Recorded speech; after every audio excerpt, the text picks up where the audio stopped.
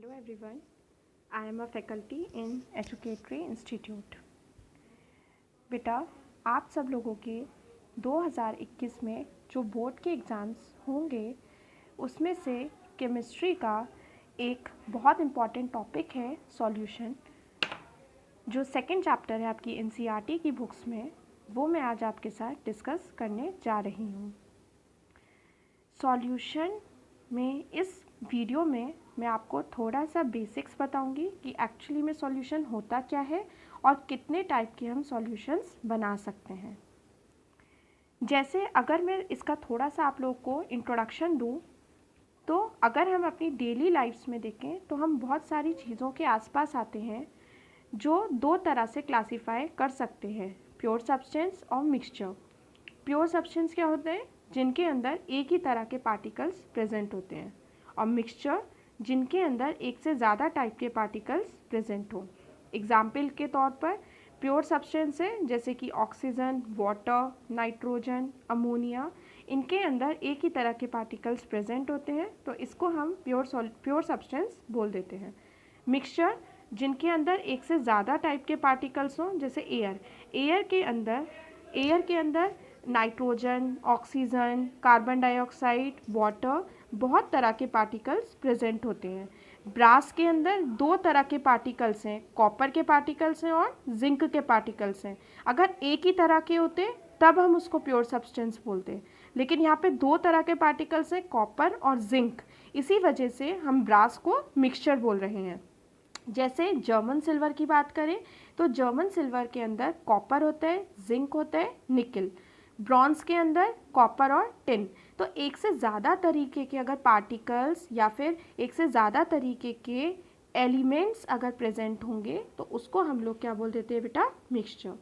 Pure substance में एक ही तरह के पार्टिकल्स हैं, जैसे अमोनिया गैस है तो उसके अंदर सिर्फ अमोनिया के मॉलिक्यूल्स होंगे और किसी चीज़ के नहीं होंगे। जैसे अमोनिया में कॉपर नहीं होगा, जिंक नहीं होगा, अमोनिया के अंदर सिर्फ अमोनिया है, इसीलिए अमोनिया प्योर सब्सटेंस है। आगे बढ़ते हैं। मिक्सचर को हम दो पार्ट्स में क्लासीफाई कर सकते हैं, होमोजीनियस और हेट्रोजीनियस। होमोजीनियस क्या होता है? जिसका कॉम्पोजिशन पूरे मिक्सचर में एक जैसा हो।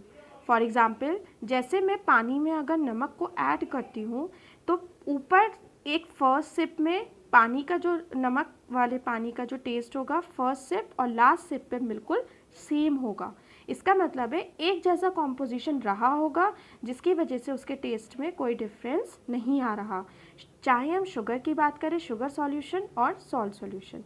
शुगर बेटा ये जो सॉल्यूशन टर्म है ये इस पूरे टॉपिक में यूज़ होगा और इसी का पूरा चैप्टर हम डिस्कस कर रहे हैं। तो सबसे पहले आप लोग ये समझिए कि सॉल्यूशंस जो है एक होमोजीनियस मिक्सचर होता है, ठीक है। Solution is a type of homogeneous mixture which have uniform composition through out the mixture.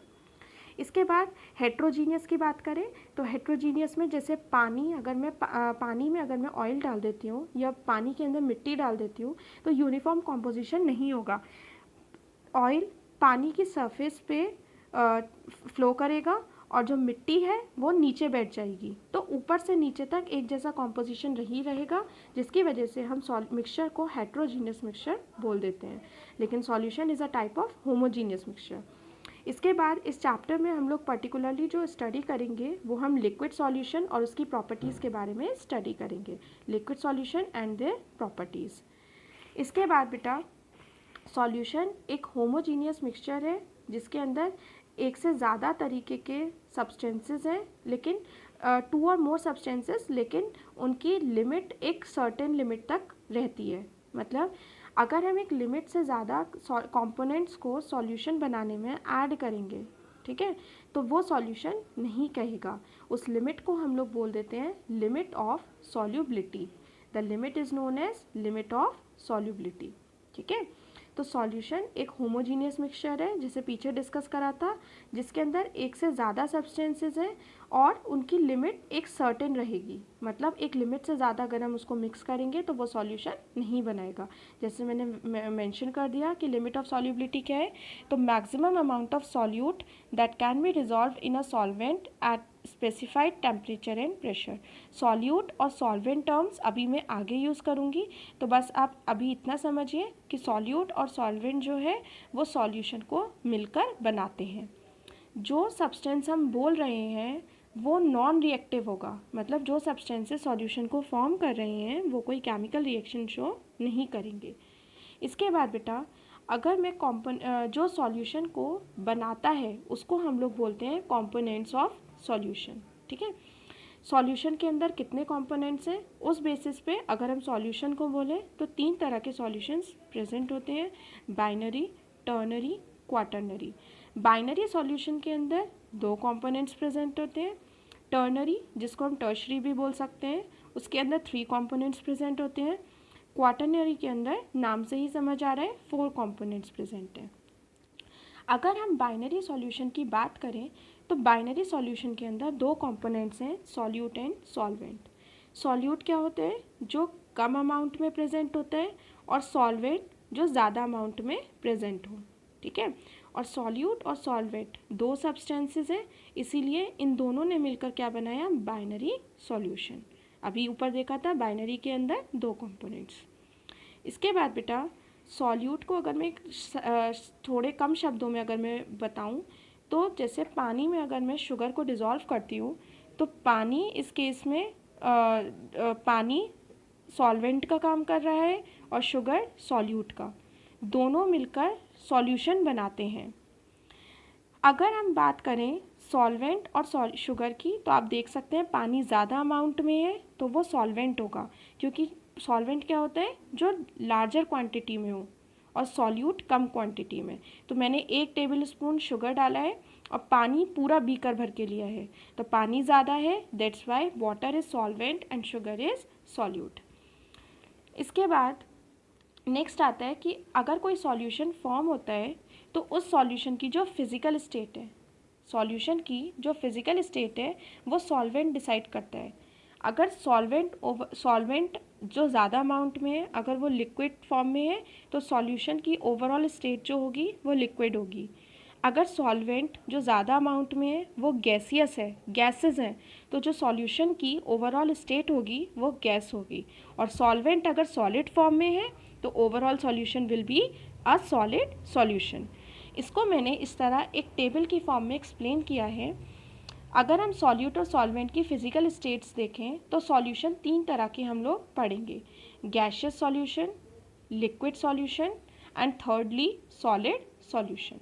ठीक है, अगर हम सॉल्यूशन गैशियस बोल रहे हैं तो इसका मतलब है कि सॉल्वेंट उसमें जो ज़्यादा अमाउंट में है वो गैस है, क्योंकि सॉल्यूशन कैसा है, गैशियस, तो सॉल्वेंट क्या होगा, जो ज़्यादा है वो गैसेस होंगी। हम एक बार सॉल्यूट को अगर चेंज करें, फर्स्ट केस में अगर सॉल्यूट गैस है और सॉल्वेंट गैस है तो इसका एग्जाम्पल है एयर। एयर के अंदर बहुत सारी गैसेस हैं, एयर का आप ओवरऑल देखेंगे तो वो गैशियस सॉल्यूशन है। एयर के अंदर नाइट्रोजन, ऑक्सीजन, इम्प्योरिटीज़ हैं, CO2 है, वाटर वेपर्स हैं, तो बहुत सारे कंपोनेंट्स हैं, लेकिन ओवरऑल जो सॉल्यूशन बनता है वो गैशियस होता है। इसके बाद अगर मैं सेकेंड टाइप का बात करूं तो सॉल्वेंट फिर से इस केस में गैस है, लेकिन सॉल्यूट क्या है बच्चे, लिक्विड। तो लिक्विड और गैस मिलकर, लेकिन गैस ज़्यादा है क्योंकि सॉल्वेंट है, तो सॉल्यूशन का जो ओवरऑल नेचर होगा वो गैशियस ही रहेगा। एग्जाम्पल है पानी में, एयर में अगर वाटर वेपर्स प्रेजेंट है, अगर एयर में वाटर वेपर है तो एयर ज़्यादा है, वाटर वेपर कम है, तो क्या बनेगा बेटा, गैशियस सॉल्यूशन। सेम सॉलिड और गैस की बात करूं तो गैस ज़्यादा, सॉलिड कम, जैसे डस्ट के पार्टिकल्स एयर में। ठीक है, इसी तरह मैं दूसरे टाइप के सॉल्यूशन बताऊं तो लिक्विड सॉल्यूशन है और सॉलिड सॉल्यूशन। लिक्विड सॉल्यूशन में जो ओवरऑल स्टेट होगी सॉल्यूशन की वो लिक्विड है, इसी वजह से इसको हमने लिक्विड सॉल्यूशन बोला है। तीनों केसेस में लिक्विड लिया है, एक बार सॉल्यूट गैस ली है, एक बार सॉल्यूट लिक्विड और एक बार सॉल्यूट सॉलिड। एग्जाम्पल देख लीजिए, पानी में अगर CO2 गैस प्रेजेंट है तो पानी बहुत ज़्यादा है क्योंकि सॉल्यूशन जो है वो लिक्विड है और गैसेस कम है, CO2। लिक्विड में पानी ज़्यादा अमाउंट में और अल्कोहल या फिर इथेनॉल कम अमाउंट में है तो लिक्विड सॉल्यूशन। और सॉलिड सॉल्यूशन की बात करें तो पानी में अगर सॉल्ट प्रेजेंट है, ठीक है, तो सॉल्ट बहुत कम अमाउंट में है, पानी ज़्यादा अमाउंट में है, तो लिक्विड सॉल्यूशन। इसी तरह बेटा सॉलिड सॉल्यूशन की बात करें तो इस बार सॉल्वेंट सॉलिड होगा और solute gas liquid solid. Palladium के अंदर अगर हाइड्रोजन गैस का हम एक सॉल्यूशन बनाते हैं तो वो सॉलिड सॉल्यूशन होगा, क्योंकि पैलेडियम एक सॉलिड स्टेट का एलिमेंट है, सॉलिड स्टेट में होता है, और हाइड्रोजन गैस जो गैस है सॉल्यूट है और कम अमाउंट में प्रेजेंट है। सोडियम में मरकरी, क्योंकि मरकरी लिक्विड फॉर्म में एग्जिस्ट करता है and mercury is the only metal which exist in liquid form. तो मरकरी अगर हम सोडियम में मिक्स सॉल्यूशन बनाते हैं मरकरी और सोडियम का, तो उसको हम लोग अमलगम बोल देते हैं। इसके बाद सॉलिड का सॉल्यूशन हो तो एलॉय या फिर ब्रास, ठीक है। तो एलॉय और ब्रास जो है, एलॉय ब्रास एक एग्जाम्पल है एलॉय का, तो सॉलिड इस फॉर्म में ज़्यादा प्रेजेंट है तो सॉलिड सॉल्यूशन बोलेंगे, और सॉल्यूट भी सॉलिड है।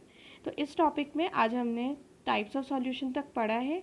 अगली वीडियो में मैं आपको बताऊंगी कि और कि सॉल्यूशंस की कंसंट्रेशन टर्म्स जितनी भी हैं, जैसे मोलैरिटी, नॉर्मैलिटी, तो नेक्स्ट वीडियो में हम लोग कंसंट्रेशन टर्म्स पढ़ेंगे, कुछ उसके न्यूमेरिकल्स पढ़ेंगे, ठीक है। तो अगर आपको मेरी वीडियो पसंद आई हो तो आप हमारे चैनल को सब्सक्राइब करें और एक लाइक का बटन प्रेस करें। Thank you.